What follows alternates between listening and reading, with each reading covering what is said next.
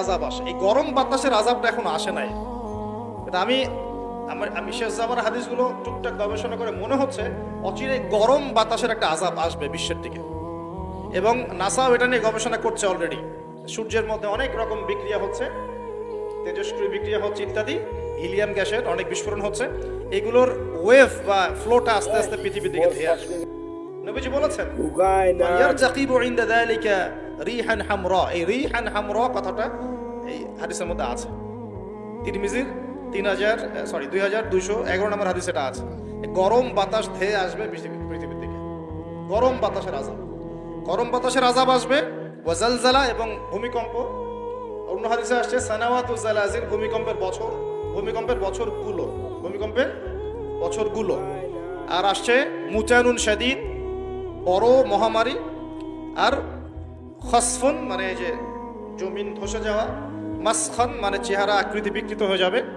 আর কযফান একটা আছে, কযফান মানে পাথরের বৃষ্টি বর্ষিত হবে। এই আযাবগুলো কখন আসে? এই পাপগুলোতে মানুষ যখন লিপ্ত হয়। ঢাকা শহর ভূমিকম্প প্রবণ এলাকা না? ভূমিকম্পের যে পাপগুলা, সেই পাপগুলো আমি কিন্তু একটা লেকচার আলোচনা করে আসছি সিলেটে, দেখে নিন অনলাইনে। 15টা থেকে 20টা পাপ আছে। এই পাপগুলোতে যখন একটা জাতি লিপ্ত হয়, আল্লাহর পক্ষ থেকে আযাব আসে। কয়েকটা কথা বলছি। পাপগুলোর মধ্যে একটা হচ্ছে যে যখন মানুষ বস্তুবাদী হয়, বেশি বস্তুবাদী মানে দুনিয়া নিয়ে খুব বেশি ব্যস্ত, পরকালের ফিকির কম, আল্লাহকে ভুলে গেছে। তারপরে যখন আমানত উঠে যায়, আমানত কি হয়? উঠে যায়। তারপর যখন গনিমতের মাল মনে করে আমানত মানুষ খেয়ে ফেলতেছে, আমানত রাখা হয়েছে, গনিমতের মাল মনে করে খেয়ে ফেলে। যখন মানুষ এই মাকে কষ্ট দেয়, মাকে কষ্ট দিয়ে মানে মায়ের সাথে খারাপ ব্যবহার করে, বউয়ের আঁচল ধরে বসে থাকে। যখন মানুষ বাবাকে দূরে ঠেলে দেয় আর বন্ধু বান্ধবকে কাছে টেনে নেয়। তারপরে আছে যখন গান বাজনা বাদ্যযন্ত্র বেশি হয়, মানুষের কানের কাছে যখন বাদ্যযন্ত্র বাজতে থাকে, মানে হেডফোন দিয়ে গান শুনছেন, এখন কানের কাছে বাদ্যযন্ত্র বাজছে। তারপর যখন মানুষ মাদকদ্রব্য বেশি সেবন করা শুরু করে, যখন জেনা বেশি বেড়ে যায়, অশ্লীলতা বেশি বেড়ে যায়, ব্যভিচার বেড়ে যায়, এই পাপগুলো যখন বেড়ে যায় এবং গায়িকা নর্তকীর সংখ্যা বেড়ে যায়। প্রতিটা কথা আরবি দিয়ে বলা আছে, আমি বলতে গেলে টাইম যেত, আমি শর্ট করে বললাম। এই কাজগুলো যখন একটা সমাজের মধ্যে বেশি হয়, তখন ওই জায়গায় আল্লাহর পক্ষ থেকে 2টা মারাত্মক মানে আযাব আসে। তার মধ্যে একটা হচ্ছে মহামারী, একটা হচ্ছে এই ভূমিকম্প। ভূমিকম্পের সাথে চলে আসে ভূমিধস, মানে ভূমি ধসে যায় এবং চেহারার আকৃতি পরিবর্তন হয়। আর একটা কি, হ্যাঁ, গরম বাতাসের আযাব আসে। এই গরম বাতাসের আযাবটা এখনো আসে নাই। এটা আমি শেষ জামানার হাদিসগুলো টুকটাক গবেষণা করে মনে হচ্ছে অচিরেই গরম বাতাসের একটা আযাব আসবে বিশ্বের দিকে। এবং নাসাও এটা নিয়ে গবেষণা করছে অলরেডি। সূর্যের মধ্যে অনেক রকম বিক্রিয়া হচ্ছে, তেজস্ক্রিয় বিক্রিয়া হচ্ছে ইত্যাদি, হিলিয়াম গ্যাসের অনেক বিস্ফোরণ হচ্ছে। এগুলোর ওয়েভ বা ফ্লোটা আস্তে আস্তে পৃথিবীর দিকে ধেয়ে আসবে।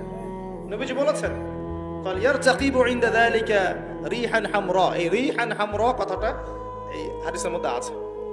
তিরমিজির 2211 নম্বর হাদিস এটা আছে। গরম বাতাস ধেয়ে আসবে পৃথিবীর দিকে। গরম বাতাসের আযাব আসবে। ওয়াজালজালা এবং ভূমিকম্প।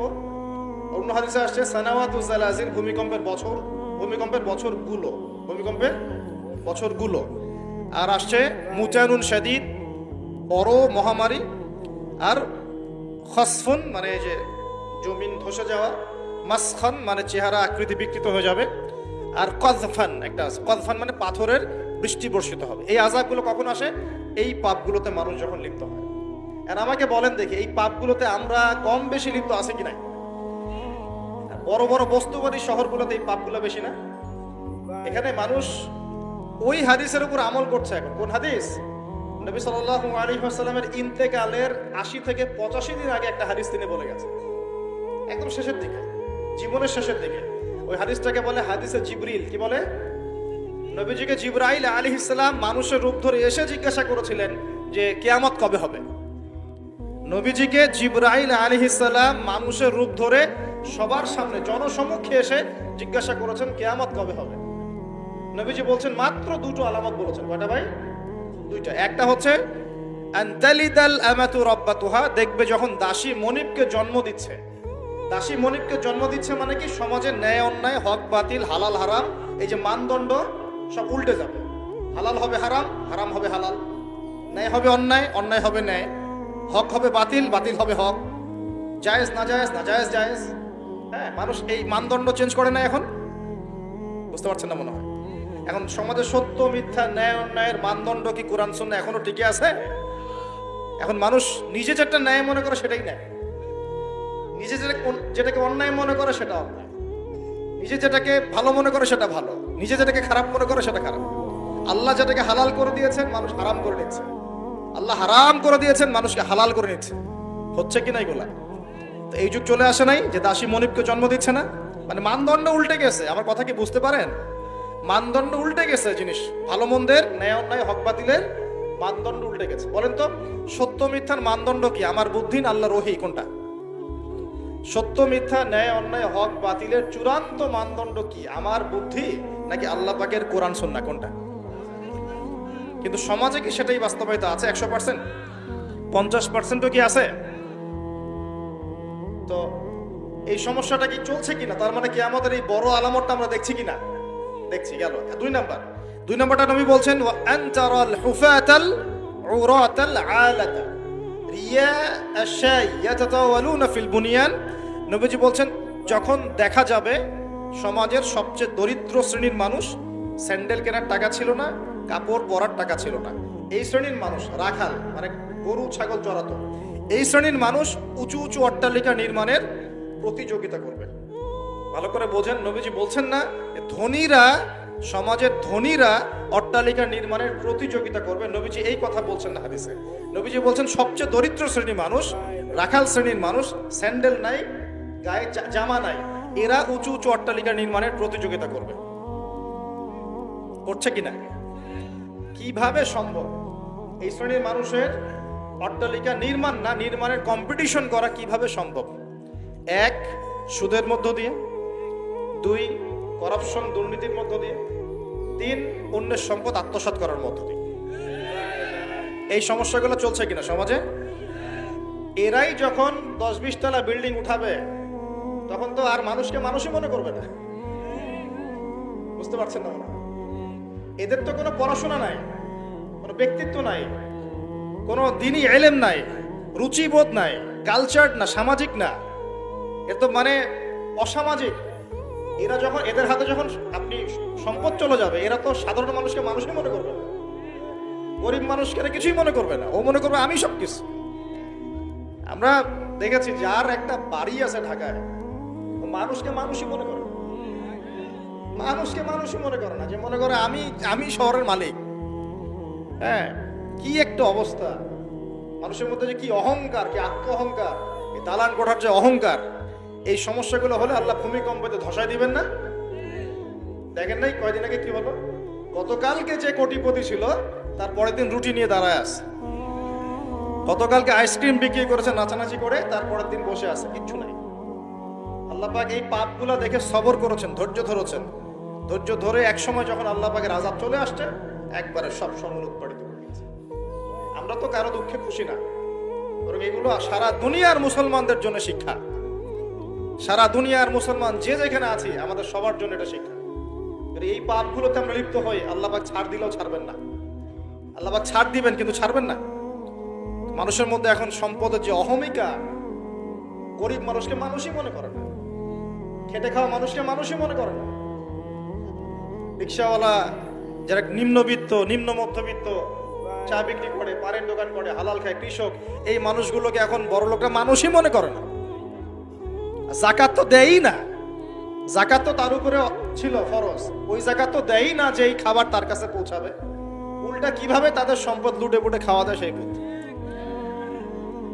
এবার দিলেও যে কত শর্ত, বাপরে বাপ। তো কিছুটা মনের কষ্ট থেকে বললাম কথাগুলো আর কি, যে আসলে আপনি যখন কোরআন এবং সুন্নাহর জ্ঞানী হবেন না, তখন অন্যকে সম্মান দিতে পারবেন না। আমরা বড় বড় স্লোগান দিই যে অমুক অমুকের সেবক, অমুক অমুকের সেবক, আসলে সেবা সত্যিকার অর্থে করছে? আল্লাহ পাক তার রাসূলের মাধ্যমে জানিয়েছেন, এই হাদিসটা একটু শোনেন তারপর সামনে যাই। আল্লাহ পাক তার রাসূলের মাধ্যমে আমাদেরকে জানিয়েছেন, শোনো, আলা কুল্লুকুম রাইন, তোমাদের প্রত্যেকে হচ্ছে দায়িত্বশীল। তোমাদের প্রত্যেকেই দায়িত্বশীল। কেউ পরিবারের দায়িত্বশীল, কেউ ব্যবসা প্রতিষ্ঠানের দায়িত্বশীল, কেউ তোমার চাকরির প্রতিষ্ঠানের দায়িত্বশীল, কেউ সামাজিক দায়িত্বে আছো, কেউ প্রশাসনে, কেউ পররাষ্ট্র ইত্যাদি। তোমাদের প্রত্যেকেই দায়িত্বশীল। কুল্লুকুম রাইন ওয়া কুল্লুকুম মাসউলুন আন রাইয়াতি, এবং তোমাদের প্রত্যেককে যার যার দায়িত্ব সম্পর্কে আল্লাহ কিয়ামতের মাঠে জিজ্ঞাসা করবে। আমরা কি উত্তর দেওয়ার জন্য প্রস্তুত আছি ভাই? সবার আগে আমি দেখি, আমি আমার উপর দায়িত্বশীল না? মনে করেন আমি বা আমাদের মতো যারা আছেন, যারা দায়ী ইলাল্লাহ, আলেম ওলামা, যারা উম্মার জন্য ভালো চিন্তা করেন, জনগণকে পথ দেখানোর চেষ্টা করেন, তাদের উপর সবচেয়ে বড় আমানত হচ্ছে কোরআন এবং হাদিস। তাদের উপর সবচেয়ে বড় আমানতটা কি? কোরআন এবং সুন্নাহ। এই জ্ঞানটাকে সত্যটাকে স্পষ্ট করে দেওয়া, এইটার আলোকে সত্য মিথ্যাকে স্পষ্ট করে দেয়া। কতজন মানুষ এই কাজটা করতেছে? কেউ হিকমার দোহাই পেরে সত্য মিথ্যা স্পষ্ট করে না, কেউ চাকরি চলে যাবে এই ভয়ে সত্য কথা বলে না, কেউ আমার এই হবে সেই হবে কত কিছু চিন্তা করে সত্যের সাথে মিথ্যা তালগোল পাকায় সময় পার করতেছে। ওয়াজ মাহফিল বাংলাদেশের দিন প্রচারের একটা অন্যতম প্ল্যাটফর্ম। সারা দেশে মনে হয় প্রতিদিন 100-200 মাহফিল হয় কি না? কিন্তু আপনি দেখবেন প্রচুর মাহফিল, অহেতুক গাল গল্প কেচ্ছা কাহিনী, টাইম নষ্ট করে। হয়তো একজন আয়োজন করেছে, ওদের টার্গেট আমি টাকা কালেকশন করব, আর বক্তাও এখানে সুযোগ নেবে, কালেকশনে এত % আমার, ঠিক আছে? তারপরে জনগণও আসবে, কেউ আসছে ভিডিও করতে, কেউ সেলফি উঠাইতে, কেউ এটা কেউ সেইটা, ওদিকে চানাচুর খাচ্ছে, ওদিকে মেলা লাগছে, এরকম দেখেন। এক একজন এক এক উদ্দেশ্য। আসলে উদ্দেশ্য কি আমার এখানে? উদ্দেশ্য হবে আমি আল্লাহর দ্বীনের সত্য কথাগুলো কোরআন সুন্নাহর মানদণ্ডে যাচাই বাছাই করে যুগোপযোগী ভাবে জনগণের বুঝ অনুযায়ী তাদেরকে বুঝিয়ে দিয়ে আসবে। জনগণ কি করবে? অডিয়েন্স, তারা এখানে আসবে একটা নিয়াতে, আমরা কোরআন সুন্নাহ শুনবো, কোরআন সুন্নাহর কথাগুলোকে মেলাবো, যাচাই করব, যদি কোরআন সুন্নাহর সাথে মিলে যায় আমি গ্রহণ করবো, যদি বক্তার কথা কোরআন সুন্নাহর সাথে না মেলে আমি নিব না। আমি কেন, যত বড়ই বুজুর্গ বক্তা আসুক না কেন, আলেম আসুক না কেন, কোরআন সুন্নাহর সাথে যদি তাদের কথাগুলো মিলে না যায় সেই কথা কখনোই আপনি গ্রহণ করবেন না। করবেন? কখনো কখনো কেউ অজ্ঞতাবশত এমন কথা বলতে পারে যেটা কোরআন সুন্নাহয় নাই। এটা যদি অজ্ঞতাবশত হয় তাহলে সে জ্ঞান অর্জন করলে আপনাকে শুধরে দিবে ইনশাআল্লাহ। আর যদি কেউ ইচ্ছা করে এগুলো করে তাহলে আপনার উপর দায়িত্ব হচ্ছে কোরআন সুন্নাহর মানদণ্ডে যাচাই করে তার কথা গ্রহণ করা। এই কাজটাই বা কয়জন করে? শ্রোতাদের মধ্যে অনেকে আসছি বক্তাকে একবার দেখবো চলে যাবো, কেউ আসছে সেলফি উঠা, কেউ মোবাইলে ছবি তুলবে, কেউ ভিডিও করবে। প্রতিটা কাজের উদ্দেশ্য কি? আমাদের দ্বীনি কাজের উদ্দেশ্য হবে এই কাজগুলোর ওসিলায় পরকালে আল্লাহর নাজাত যেন পাই ইনশাআল্লাহ, এবং দুনিয়াতে আল্লাহর দ্বীন যেন এগিয়ে যায়, উপকৃত হয়। রিজিক, টাকা পয়সা, উন্নয়ন সবকিছু আল্লাহ পাকে দিবে ইনশাআল্লাহ। আল্লাহ দিবেন না? ইসলামপন্থীদের হাতেই সবচেয়ে বেশি রিজিক থাকবে ইনশাআল্লাহ, ইসলামপন্থীদের হাতেই সবচেয়ে বেশি সচ্ছলতা থাকবে ইনশাআল্লাহ। আর আগামীতে যে দিন আসতে যাচ্ছে, যে অর্থনৈতিক সংকটময় বিশ্ব আসতে যাচ্ছে, এই সময় যে কোরআন সুন্নাহর আলোকে ইকোনমিক্স ঢেলে সাজাবে সেই পার পাবে, অন্য কেউ পার পাবে না। বিশ্বাস করছেন না? দেখে নিয়ে যাকাত যদি এখনো চালু না হয় তাহলে গরিব মানুষের পেটে এবার লাথি মারা হবে সামনে, দেখে নিয়ে। যাকাত চালু করতে হবে। খালি কোটি কোটি টাকা প্রতি মাসে মাসে কামাই করব, যাকাত দিব না, এটা বাদ দিয়ে দেন। যাকাত যে দিবে না সেও বিপদে পড়বে, যাকাত যাকে দেয়া হবে না তারও অর্থনৈতিক মন্দা শুরু হয়ে যাবে। যাকাত আল্লাহ পাক দিয়েছেন কোরআনের অর্থনীতি মানে যাকাত, কোরআনের অর্থনীতি মানে ব্যবসা, কোরআনের অর্থনীতি মানে সাদাকা, কোরআনের অর্থনীতি মানে কৃষিভিত্তিক অর্থনীতি। এই পুরো বিষয়গুলোর মধ্যে সারা বিশ্বের অর্থনীতি পড়ে যায়। কিন্তু এখন আমরা এগুলো সব না হলেও অনেকগুলো অংশ সরিয়ে দিয়ে সুদ চালু করে এটা দিয়ে খাচ্ছি আর কি। সুদের পরিণাম ধ্বংস হবেই হবে, আজ হোক আর কাল হোক সুদ ধ্বংস হবেই হবে। সারা দুনিয়া এখন দেখছে যে সুদ কিভাবে ধ্বংস হয়, সারা দুনিয়া এখন দেখছে সুদ কিভাবে ধ্বংস হবে। মনে রাখবেন, এর ফলে শুধু এক শ্রেণীর মানুষই লাভবান হবে। কোন শ্রেণী? যারা বুর্জোয়া শ্রেণী, যারা পুঁজিবাদী শ্রেণী, যারা ধনিক শ্রেণী, যাদের হাতে সম্পত্তি কুণ্ঠিগত থাকবে, এরা হয়তো পার পেয়ে যাবে এই দুনিয়াতে।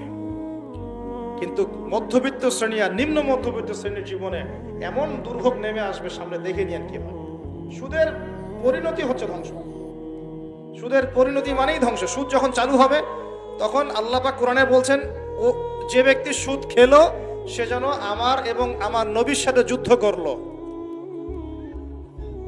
এটা বলি তাহলে বুঝবেন। সূরা বাকারায় 279-80 এই আয়াতগুলো থেকে আছে, 79-80। আল্লাহ পাক বলছেন, ইয়া আইয়ুহাল্লাযীনা আমানু, হে মুমিনগণ, ইত্তাকুল্লাহ, তোমরা আল্লাহকে ভয় করো। আল্লাহর কথা সহজ না? তোমরা আল্লাহকে ভয় করো। ওয়াযারু মা বাকিয়া মিনার রিবা, সুদ ছেড়ে দাও। সুদের অবশিষ্ট অংশ ছেড়ে দাও মানে সুদ ছেড়ে দাও। ওয়া ইল্লাম তাফআলু, যদি তোমরা সুদ না ছাড়ো, ফাআযানু বিহারবিন মিনাল্লাহি ওয়া রাসূলিহি, তাহলে আল্লাহ এবং তার রাসূলের সাথে যুদ্ধের ঘোষণা শুনে রাখো। কার কথা এটা? আমি বানিয়ে বললাম? আপনার কিতাব। এই কিতাব আপনার বাসায় নাই?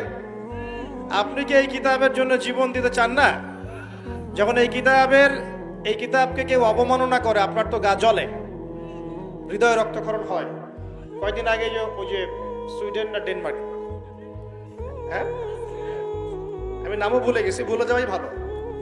এগুলো মনে রাখাই খারাপ, কারণ এদেরকে মনে রাখে কি হবে।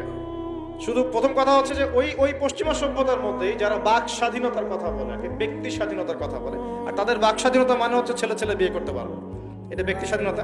আর বাক স্বাধীনতা মানে ইসলামের বিরুদ্ধে যা ইচ্ছা তাই বলতে পারবে, ইসলামের বিরুদ্ধে যা ইচ্ছা তাই বলতে পারবে, এটা হচ্ছে বাক স্বাধীনতা।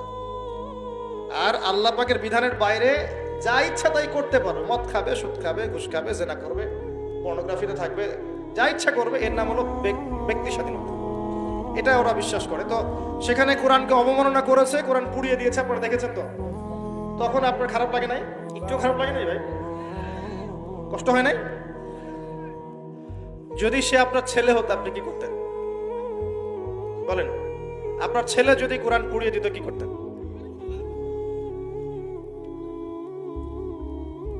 এখন আমাকে বলেন, ওই কোরআনেই আছে সুদ খাওয়া মানে আল্লাহ এবং তার রাসূলের সাথে যুদ্ধ করা। আমি আর আপনি যে মানছি না, এখন আমাদের কি হবে বলেন? সে তো অমুসলিম, কোরআনে কি আছে জানেই না বেচারা। কোরআনের প্রতি অনেক ক্ষোভ, কারণ কোরআন ওদের সমস্ত জাহিলিয়াত অন্যায়ের বিরুদ্ধে কথা বলে। এই জন্য কোরআনকে পুরাই দিতে চায় এবং নবীকেও গালিগালাজ করে, তাই না?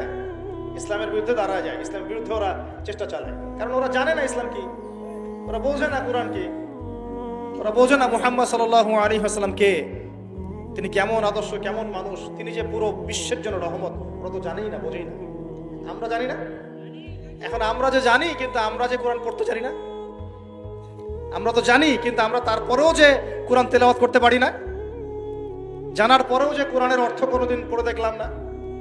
আরে গত বছর তো অর্থ পড়তে বলেছিলাম যে অর্থগুলো একটু পড়ে দেখেন, বাপরে বাপ, যে ধোয়াটা ধুইলো আমাকে, আমি একদম পরিষ্কার হয়ে গেছি, এমন ধোয়া ধুয়েছে। কোরআনের অর্থ পড়ার দরকার নাই। আমি কি বলেছিলাম যে কোরআন তেলাওয়াত করলে কোনো নেকি হবে না? কোরআন তেলাওয়াত করলে কোনো নেকি হবে না, এই কথা বলেছিলাম না? বলেছিলাম যে কোরআন তেলাওয়াত শুধু তেলাওয়াত করে গেলে আপনি ভিতরের হকটা আদায় করতে পারবেন না। কোনটা বলেছে? কোরআনে আপনি সূরা ফাতিহা পড়লেন, কিন্তু সূরা ফাতিহার অর্থ আপনি বুঝলেন না। আপনি কি সূরা ফাতিহার মধ্যে আল্লাহ যা বলেছেন তা কি বুঝতে পারলেন?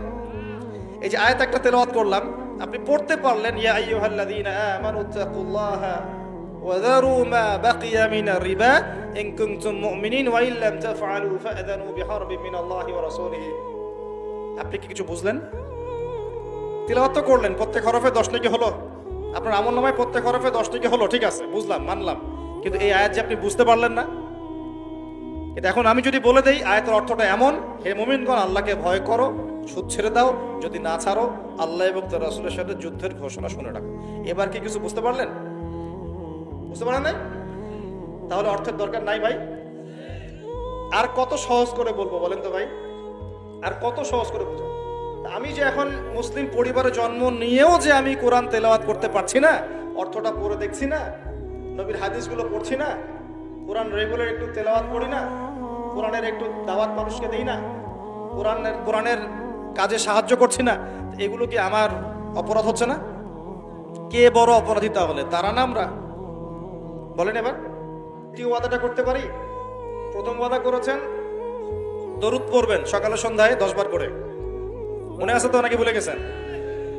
আমাদের মেমোরি তো এখন মাছের মতো, অ্যাকুরিয়ামের মাছ আছে না, তো মাছের মেমোরি ওখানে ঘোরে কেন সারাদিন জানেন?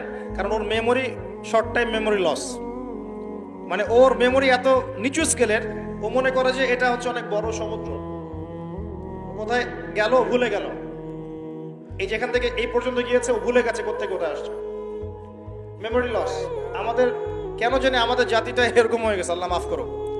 একটা ইস্যু আসে ওইটা নিয়ে একদম মাতামাতি লাফালাফ, চলে গেলে ওইটা ভুলে যাবে, নতুন ইস্যু, এমনটা হয় না? আচ্ছা, তো আপনারা ওই রকম হয়েন না অন্তত পক্ষে, আল্লাহ পাক তৌফিক দান করুন। তো প্রথমে ওয়াদা করেছেন কি 10 বার করে দরুদ, মনে আছে তো? আচ্ছা, এবার দ্বিতীয় ওয়াদা করেন যে কোরআন যারা তেলাওয়াত করতে জানেন না, আমি অর্থের কথা বলছি না এখন, জাস্ট তেলাওয়াতের কথা বলছি, যারা কোরআন তেলাওয়াত করতে জানেন না, এই যে রমজান মাস সামনে আসছে, এই পুরো রমজান সময় দিলাম বিশুদ্ধ করে কোরআন তেলাওয়াত শিখতে হবে। রাজি আছেন ইনশাআল্লাহ? রাজি আছেন ইনশাআল্লাহ? ওয়াদা করছেন তো? নিয়াত এত দুর্বল কেন? নিয়াত এত দুর্বল কেন? কোরআন তেলাওয়াত শিখতে কি কষ্ট হবে খুব? এটা তেলাওয়াত শেখাটা কি অযথা হবে, কাজে দিবে? কোরআন যে তেলাওয়াত করতে জানে না, কোরআন কি তার পক্ষে সাক্ষী দিবে না বিপক্ষে সাক্ষী দিবে? আর কোরআন যার বিপক্ষে সাক্ষী দিবে সে কি জান্নাতে যাবে? কি মনে হয়, জান্নাতে যাবে? আচ্ছা, তাহলে একটু ওয়াদা করতে পারি ইনশাআল্লাহ আগামী রমজান শেষ হওয়ার আগেই কোরআন তেলাওয়াত শেষ হওয়া চাই ইনশাআল্লাহ। পারা যাবে ইনশাআল্লাহ? যদি ফজিলত বলি, প্রত্যেক হরফে 10 নেকি পাবেন ইনশাআল্লাহ, প্রত্যেক হরফে 10 নেকি। কোরআনে কতগুলো হরফ আছে জানেন? আয়াত, আয়াত হরফ, হরফ মানে অক্ষর, আর আয়াত 6666টা নাই, 6666টা আয়াত কোরআনে নাই। বাসায় কি গুনে দেখেন, কোরআনে আয়াত আছে 6236টা, 6236টা, বাসায় কি গুনে দেখেন। 2, কোরআনের শব্দ আছে 77,800টা, শব্দ বুঝি, ওয়ার্ডস 77,800টা, এটা হলো শব্দ সংখ্যা। আর অক্ষর প্রায় 5 থেকে 6 লক্ষ অক্ষর আছে, 5 থেকে 6 লক্ষ অক্ষর আছে। এবং প্রত্যেক হরফে 10টা করে যদি নেকি হয়, একবার বিশুদ্ধ করে কোরআন খতম দিলে কত নেকি হবে বলেন? কত হবে? কয়েক কোটি তো হবে নাকি ইনশাআল্লাহ? হবে তো নাকি? আল্লাহ পাক আমাদের সবাইকে বিশুদ্ধ করে কোরআন তেলাওয়াত করার তৌফিক এনায়েত করুন, বলি আমিন। এখন যারা আমরা কোরআন তেলাওয়াত করতে জানি, হাফেজ আছি বা কোরআন পড়তে পারি মাশাআল্লাহ, তারা কি একটু ওয়াদা করতে পারি যে এই রমজান মাসে আলিফ লাম মিম থেকে শুরু করে মিনাল জিন্নাতি ওয়ান নাস পর্যন্ত 114টা সূরার অর্থ পড়ে দেখবো ইনশাআল্লাহ? কারা কারা কোরআন তেলাওয়াত করতে জানেন হাত তোলেন দেখি একটু। মাশাআল্লাহ, শুকরিয়া, জাযাকুমুল্লাহ, অনেকেই জানেন মাশাআল্লাহ, হাত নামান। যারা জানি, আমরা এবার ওয়াদা করলাম, নিয়াত করলাম ইনশাআল্লাহ তাআলা এই রমজান মাস শেষ হওয়ার আগেই, আমরা এখন থেকে শুরু করব, রমজান শেষ হওয়ার আগেই আল কোরআনের 114 সূরা মানে 30টা পারা, প্রতিদিন 1 পারা করে, প্রতিদিন 1 পারা করে 30টা রোজায় 30 পারার অর্থ পড়ে শেষ করব ইনশাআল্লাহ তাআলা। রাজি আছেন ইনশাআল্লাহ? দেখেন, কোরআনের অর্থ না পড়লে আপনি আল্লাহ আপনাকে যা বলতে চেয়েছেন সেটা আপনি বুঝতে পারবেন না। বুঝতে পারবেন? একটা উদাহরণ দিই ছোট্ট করে, খেয়াল করেন। মনে করেন আপনি প্রবাসী, আপনার স্ত্রী থাকে দেশে, আপনার স্ত্রীর সাথে আপনার দেখা সাক্ষাৎ খুব কম হয়, দেখা সাক্ষাৎ হয় না বললে চলে, খুব আপনি কাজের কারণে ওখানে থাকছেন, মাঝে মাঝে আসছেন যাচ্ছেন। এখন স্ত্রী আপনাকে একটা মেসেজ পাঠিয়েছে ফোনে, স্ত্রী আপনাকে একটা 1 পৃষ্ঠার মেসেজ পাঠিয়েছে, আর মেসেজটা পাঠিয়েছে স্ত্রী ইংরেজি ভাষায়। কোন ভাষায় ভাই? আর আপনি বেচারা ইংরেজি বোঝেন না, আপনি ইংরেজি বোঝেন না, আপনি ইংরেজি রিডিংটাও পড়তে পারছেন না, যে সে বলেছে আই লাভ ইউ, এতটুকু আপনি পড়তে পারছেন না, কারণ আপনি কোনোদিনও ইংরেজি পড়েন নাই। এটা যে আই, এটা যে এল, এটা ও, এটা ভি, এটা ই, এটা আপনি বুঝতে পারছেন না, কারণ আপনি ইংরেজি জানেনই না, মনে করেন। এখন স্ত্রীর এই ভালোবাসাপূর্ণ মেসেজটা আপনি কি পড়তে পারবেন? আচ্ছা, তাহলে পড়তেও পারলেন না। এখন যদি পড়তে পারতেন, কমসে কম পড়তে পারতেন, তাহলে কি হতো? অর্থটা আপনি বোঝার চেষ্টা করতেন, নাকি? অর্থটা বোঝার চেষ্টা করতেন। হ্যাঁ, স্ত্রী বলেছে আমি খুব ভালো নাই, আপনার কথা মনে পড়ছে, সন্তানরা আপনাকে মিস করে, এগুলো সে ইংরেজিতে লিখেছে, ইংরেজি ভাষায় লিখেছে। আর আপনি ইংরেজি ভাষা পারেন না, অর্থটা বোঝেন না। তার লেখাগুলো হয়তো আপনি টুকটাক একটু পড়তে পারছেন, হ্যাঁ, কিন্তু আপনি কি তার অর্থটা উঠাতে পারবেন? অর্থ যদি উঠাতে না পারেন, স্ত্রী যে এত প্রেম ভালোবাসা মহব্বতের সাথে একটা চিঠি লিখলো আপনাকে, আপনি কি সেই চিঠির হক আদায় করতে পারলেন? এবার আপনি বোঝেন আল্লাহ রাব্বুল আলামিন আমাদেরকে এই দুনিয়াতে সফল হওয়ার জন্য আর পরকালে জান্নাত পাওয়ার জন্য এই কোরআনটা নাযিল করেছে। আল্লাহ পাক তার পক্ষ থেকে এই মেসেজটা পাঠিয়েছেন তার নবীর মাধ্যমে, তোমরা যেন দুনিয়ায় সফল হতে পারো, দুনিয়া কিভাবে চলবে, কিভাবে খাবে, কিভাবে নামাজ পড়বে, কিভাবে সমাজকে ডিল করবে, কিভাবে পরিবার চালাবে, কিভাবে রাষ্ট্র চালাবে ইত্যাদি সব কিছু আল্লাহ পাক এই কিতাবের মধ্যে নাজিল করে নামিয়ে দিলেন রাসূল সাল্লাল্লাহু আলাইহি ওয়াসাল্লামের কাছে, তিনি আমাদের সবাইকে জানিয়ে দিলেন। আর বেচারা আমি যদি এই ভাষাও না বুঝি আর এটা পড়তেও না জানি, আমি কি আল্লাহ পাকের সেই মহব্বতের হক আদায় করতে পারবো? এটাই হলো আমাদের উম্মার এখন সবচেয়ে বড় সমস্যা। আমরা আল্লাহ পাকের কিতাবের হক আদায় করতে পারি না। কেমন করে পারবো? কিতাব তো পড়তেই পারি না। আর অনেকে মনে করে এই কিতাব আমার পড়ার দরকার নাই, আলেম ওলামারা পড়লেই হবে, তাই না? এমন মানসিকতা আছে না? আরে ভাই আমি এত বুঝি না, আমি সাধারণ মুসলমান, হ্যাঁ, আমার এত সময় নাই, পরিবার আছে, ব্যবসা আছে, আমি খালি হাইয়া আলাস সালাহ বললে মসজিদে যাব, ব্যাস বাসায় চলে আসবো। এরকম মুসলমান দিয়ে আল্লাহর জমিনে আল্লাহর দ্বীন প্রতিষ্ঠা হবে না। এরকম মুসলমান দিয়ে আল্লাহর জমিনে আল্লাহর দ্বীন প্রতিষ্ঠা হয় না। আল্লাহ পাকের জমিনে আল্লাহর দ্বীন প্রতিষ্ঠা হয় কাদের দ্বারা? যারা জ্ঞান অর্জন করে, জ্ঞান অনুযায়ী আমল করে, শরীয়তের গভীর জ্ঞান অর্জন করে, ওই জ্ঞানটাকে মানুষের মধ্যে ছড়ায় দেয়, দ্বীনের দাওয়াতে কাজ করে, হালাল খায়, পরিবারের মধ্যে দ্বীন প্রতিষ্ঠা করে, নামাজ কায়েম করে ইত্যাদি, মানুষকে ঐক্যবদ্ধ করার চেষ্টা করে, ইসলামকে একটু একটু করে এগিয়ে নেয়। যাদের এসব নিয়ে কোনো ফিকিরই নাই, তাদের দ্বারা কি দ্বীন প্রতিষ্ঠা লাভ করবে? তো প্রিয় ভাইয়েরা, আমার রিকোয়েস্ট, যারা কোরআন তেলাওয়াত করতে জানি মাশাআল্লাহ বা হাফেজ আছি এখানে উপস্থিত, রমজান মাস শেষ হওয়ার আগেই 114 সূরার অর্থ পড়ে শেষ করে দেবো ইনশাআল্লাহ। রাজি আছেন ইনশাআল্লাহ? আল্লাহ পাক আমাকে সবার আগে আমাকে তৌফিক দান করুন, এরপর আপনাদের সবাইকে তৌফিক দান করুন।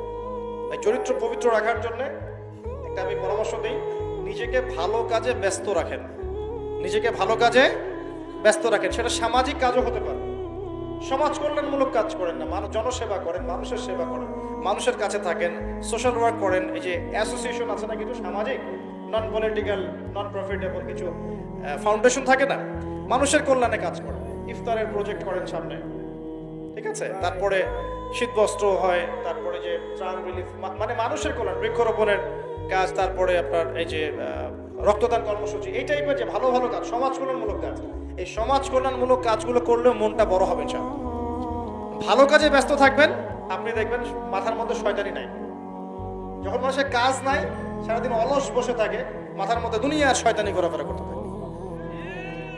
আল্লাহ পাক আমাদের সবাইকে ভালো কাজের সাথে থাকার তৌফিক দান এবং ভালো কাজে একে অপরকে সহযোগিতা করার তৌফিক দান। মনে রাখবেন, দান করলে কোনোদিনও টাকা কমে যায় না। আপনার দানের টাকা ঘুরে ফিরে আপনার কাছে আসবে, বুঝতে পারছেন না? আপনার দানের টাকা ঘুরে আল্লাহ আপনার কাছে ফিরাই দিবে। কিভাবে ফিরাবেন সেটা আল্লাহর দায়িত্ব। আমি কি বুঝাবো কিভাবে ফিরাবেন? বুঝবেন, একটু বোঝানোর চেষ্টা করবেন। অর্থনীতি কিন্তু কঠিন, সহজ করে বোঝানো কঠিন, সবাই সহজ করে বোঝাতেও পারবে না। আমি একটা পয়েন্ট খালি বুঝাই আপনাদেরকে, বোঝার চেষ্টা করেন। মনে করেন আপনাদেরকে অর্থনীতি বুঝাই, এগুলো আমাদের সাবজেক্ট ছিল, আর তখন আমরা আসলে অর্থনীতি কিছুই বুঝতাম না। তারপরে যখন কুরআন হাদিস পড়া শুরু করলাম, তখন দেখলাম যে ও আচ্ছা, ব্যাপার তো খুব সহজ, সহজ জিনিসটাকে এত কঠিন করা হয় কেন? দেখেন কিরকম। মনে করেন একটা বাজার, আপনাদের এখানে বাজার আছে কি? আচ্ছা, এই বাজারের মধ্যে ধরেন 100 ব্যবসায়ী আছে, আর ব্যবসায়ীরা ব্যবসা করে। আল্লাহ পাক ব্যবসা হালাল করেছেন না হারাম করেছেন? হালাল ব্যবসা। ব্যবসায় একটা 10 টাকার পণ্য আপনি চাইলে 30 টাকা, 40 টাকা, 50 টাকা, 100 টাকা বিক্রি করতে পারবেন কি না? পারবেন। মার্কেটের একটা ফিক্সড প্রাইস থাকে, মার্কেট প্রাইস, এটাকে বলে মার্কেট প্রাইস, যে একটা দাম নির্ধারণ করা হয় যে আমরা এই দামে সব সেল করবো, তাই না? আচ্ছা, এন্ড ব্যবসায়ীরা ব্যবসা করছে, ব্যবসায় লাভও আছে, লসও আছে, ঝুঁকিও আছে, লাভও হতে পারে, লসও হতে পারে। এখন ব্যবসা করার সময় দেখা গেল যে এক ভাই লাভ করলো আর এক ভাই লস করলো, এমনটা হয় কি না? আল্লাহ পাক এখানে কি করেন জানেন? এই বাজারের মধ্যে যে সম্পদগুলো আছে, অর্থ সম্পদ, আপনারা যেটা কারেন্সি বলেন, এগুলো আল্লাহ রাব্বুল আলামিন হাত থেকে হাতে ঘোরাতে থাকেন। আজকে আপনার হাতে, কালকে তার হাতে, কালকে তার হাতে, পরশু আরেক ভাইয়ের হাতে। এই সম্পদ বাজারের মধ্যে ঘুরতে থাকে।